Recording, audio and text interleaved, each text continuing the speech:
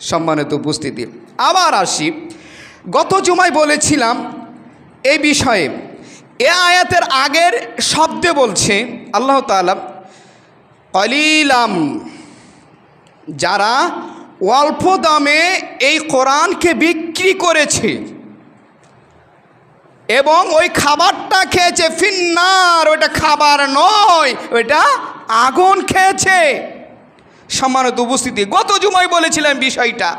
তাহলে মোল্লা মুন্সিরা যারা ভিজিট করে ইসলামের দাওয়াত প্রচার, কোরআনের কথা বলবে, এলেম দিয়েছে আল্লাহ, আল্লাহর এই এলেম দেওয়াকে তার যেই টাকা, তার পরিবার চলার মতো অর্থ সম্পদ আছে, তার সংসার চলার মতো সব কিছু আছে, সেই যদি 10,000 টাকা নিত, খুশি মনে নিত, এনাফ ছিল।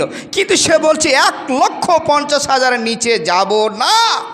এই ভিজিট, এই চুক্তি করার পর ওই আলেম এসেছে 50,000 টাকা নিয়ে বাড়ির বিভিন্ন কাজ করেছে। আল্লাহ বলছেন, আমার এই কোরআনকে যারা অল্প দামে বিক্রি করেছে, ওই পণ্যটা আসলে তাদের পেটে পণ্য যায়নি, সেটা তাদের পেটে আগুন গিয়েছে, আগুন গিয়েছে। সম্মানিত উপস্থিতি, তাহলে আমরা মোল্লার সমাজ, আমরা আলেম ওলামার সমাজ, ইফতাহাইল সমাজ, মুফাসসির সমাজ, বক্তার সমাজ, আর বক্তাটা বড় একটা ভয়ানক জিনিস। এই সমাজে যারা বক্তা একটা ভয়ানক জিনিস, সাবধান, এদের থেকে বেঁচে রাখতে হবে। আল্লাহ তাআলা, রাসূল সাল্লাল্লাহু আলাইহি ওয়াসাল্লাম বলছেন, হে পৃথিবীর অজানা মানুষ, তোমরা জানো আলিম, যারা আলেম তাদের কাছ থেকে জানো, তোমরা যারা জানো না।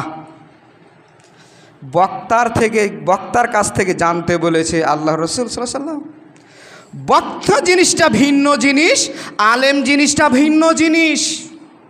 বকতে বকতে বক্তা, লিখতে লিখতে লেখক, গাইতে গাইতে গায়ক, পড়তে পড়তে আলেম। বিষয়টা খেয়াল করবেন।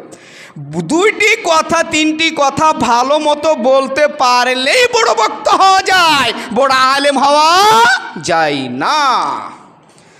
সম্মানিত উপস্থিতি, তাহলে বাংলাদেশে যদি ভিজিট করা হয় বক্তার দিক দিয়ে, বড় বক্তাকে বর্তমান সময়ে ব্যারিস্টার রুমিন ফারহানা। কেন? তার বলার ভঙ্গি, কথা বলার স্পষ্ট, সে বক্তা একজন, কিন্তু আলেম নয়। হে পৃথিবীর অজানা মানুষ, তোমরা জানো আলেমের কাছ থেকে, বক্তার কাছ থেকে নয়। কথা বলতে পারলেই যে আলেম, এটা সঠিক নয়। কোরআন আর হাদিস ভিত্তিক জীবনযাপন যারা করবে, এরাই হচ্ছে আলেম। 50,000 টাকা ভিজিট নিয়ে যারা দাওয়াত করেছেন, এরা আলেম নয়, এরা হচ্ছে বক্তা। বক্তার কাছ থেকে শুনে 1 পয়সাও আপনার জীবন উপকার হবে না, আপনি হেদায়েতও হবেন না। যত বক্তা সমাজে আসছে বলার শেষ নেই। সম্মানিত উপস্থিতি, এত বক্তা ওয়াজ শুনছি, মুমিন, খাঁটি মুমিন পাওয়া যায় না। কারণ হচ্ছে বক্তার কাছ থেকে শুনি, আলেমের মুখ থেকে শুনি না। সম্মানিত উপস্থিতি, সামনের দিকে আর এগোচ্ছি না। আমি আপনাদের কাছে দৃষ্টিগোচর যেটা করছি, আজকের বিষয়টি খুব খেয়াল করে আমল করার চেষ্টা করবেন। হালাল জিনিস খেলেও কিন্তু কি হয়ে যায়? হারাম। 1 গ্লাস পানি খাবেন, 1 গ্লাস পানি খেতে গেলে 5টা হুকুম মানতে হয়। এ হুকুম যদি অমান্য করেন, তাহলে ওভাবে খাওয়া কি খাওয়া? না জায়েজ, জায়েজ নেই। 1 গ্লাস পান খেতে গেলে গ্লাসটা হাতের নেওয়ার সাথে সাথে বিসমিল্লাহ বলতে হয়। বিসমিল্লাহ যদি কেউ না বলে, তাহলে সে পানিটা খেয়েছে কে?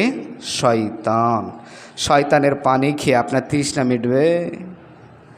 শয়তান যেখানে মুখ লাগাইছে, সেই পানি খেয়ে আপনি হেদায়েত হবেন? ভালো আশা করা যায়? যাই না। সম্মানিত উপস্থিতি, 1 গ্লাস পানি খেতে গেলে 5টা হুকুম মানা লাগে, আর এটা মানবে মুমিন, কাফেরদের মানা দরকার নাই। এটা মানবে মুসলিম, কাফেরদের মানা দরকার নাই। এটা মানবে মুত্তাকিন, কাফেরদের মানা দরকার নাই। যারা মানে তারা মমিন, যারা মানে তারা মুসলিম, যারা মানে তারা মুত্তাকিন, যারা মানে না তারা কাফের, যারা মানে না তারা মুনাফিক, যারা মানে না তারা হিন্দু, যারা মানে না তারা সাঁওতাল। এক কথায় সাঁওতাল, আদিবাসী, মুনাফিক যা আছে একটা শব্দ বলা যায়, তার নাম হলো কাফির। আর মুত্তাকিন, মমিন এগুলো নিয়ে একটার নাম হলো মুসলিম। সম্মানিত উপস্থিতি, এক গ্লাস পানি খেতে গেলে 5টি জিনিস হুকুম পালন আরও আছে, তবে 5টা হুকুম পালন করাটা হচ্ছে ওয়াজিব, করতেই হবে, না করলে মুসলিম থেকে খারিজ হয়ে যাবে। এই জন্য বলি, আল্লাহ যদি আমাদেরকে পয়েন্ট পয়েন্ট ধরেন, জান্নাতে যাওয়ার কোনো অপশন নেই আল্লাহর দয়া ছাড়া। আমি আলেম বলতেছি, আমি আপনাদের খতিব বলতেছি যে 5টা দৈনন্দিন যা আমি মানি, এটা আমি বলতে পারবো না। তবে হ্যাঁ, দেখলেন আমি ভুলে গিয়েছি মানতে, এটা আলাদা কথা, এটা আল্লাহ ধরবেন না। যেটা এমনিতেই ভুলে গিয়েছো এটা সমস্যা নাই, কিন্তু জেনে বুঝলেন যেটা বিসমিল্লাহ বলতে হয় তবুও বললেন না, 3 নিঃশ্বাসে খেতে হয় তবুও খেলেন না, বসে খেতে হয় তবুও খেলেন না। হ্যাঁ, এইগুলো যে করলেন, এইগুলো আল্লাহ সুবহানাহু ওয়া তাআলা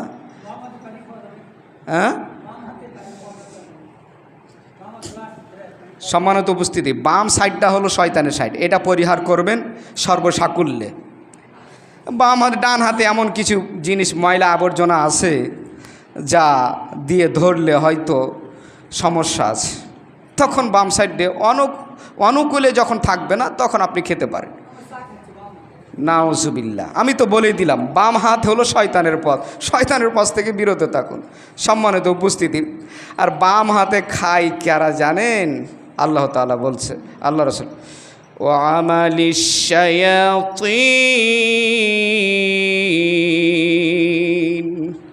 শয়তানের দিকটা হলো বামের দিক, আর ইমনা ইলাল্লাহ, আর ডান দিকের দিকটা হলো আল্লাহর দিক।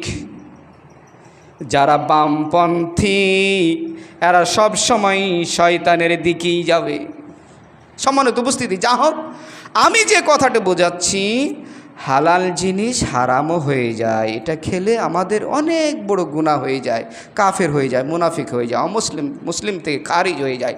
সম্মানিত উপস্থিতি, জানা সত্ত্বেও কেউ করলে, এই জন্য আমি আপনাদের দৃষ্টিগোচর করছি, আমার হারামটা নিয়ে খালি ব্যস্ত, হারাম খাচ্ছে, গাঁজা খাচ্ছে, এ খাচ্ছে, ওটা খাচ্ছে, ওটা খাচ্ছে, কিন্তু আমরা নিজেরাই মুসলিম, হালাল খাবার খাচ্ছি, কিন্তু সেটা কাফের হয়ে যাচ্ছি, মুনাফিক হয়ে যাচ্ছি, মুসলিম থেকে খারিজ হয়ে যাচ্ছি।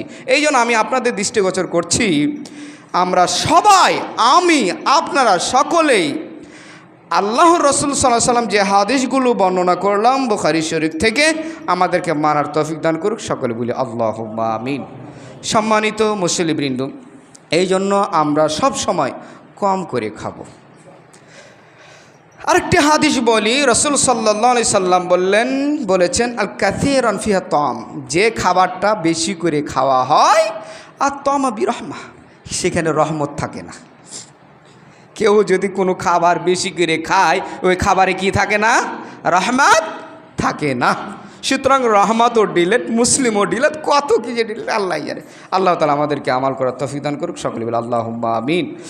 আমাদের মসজিদের সম্মানিত সহসভাপতি তার মেয়ের জন্য দোয়া চেয়েছে, আল্লাহ তাআলা তাকে অসুস্থ থেকে সুস্থতা দান করুন, আল্লাহুম্মা আমিন। আল্লাহ, এই পবিত্র তোমার নবীর সুন্নাহ এই মেম্বার থেকে তোমার কাছে আবেদন করছি, সেই মহিলা আওরাতকে তুমি বেমার থেকে রক্ষা করো, আল্লাহুম্মা আমিন।